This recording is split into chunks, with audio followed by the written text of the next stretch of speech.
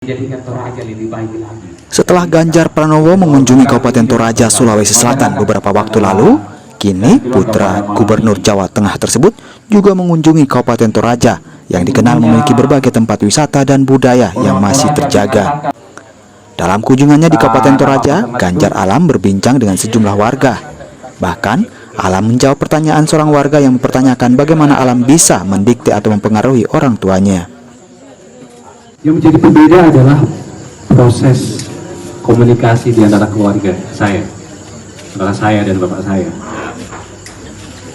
Bedanya adalah saya tidak pernah mendikte bapak saya dan bapak saya tidak pernah mendikte saya. Yang ada adalah diskusi.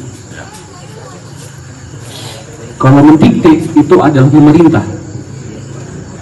Sedangkan saya diajarkan dari kecil, Bapak, Indonesia adalah negara demokrasi, tidak ada yang saling perintah.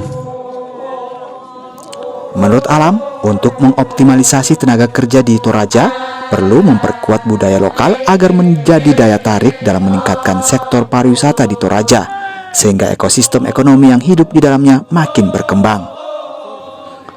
Selama di Toraja, Alam Ganjar melihat sejumlah tempat wisata dan menikmati kehidupan warga di Toraja dengan tinggal di rumah penduduk setempat.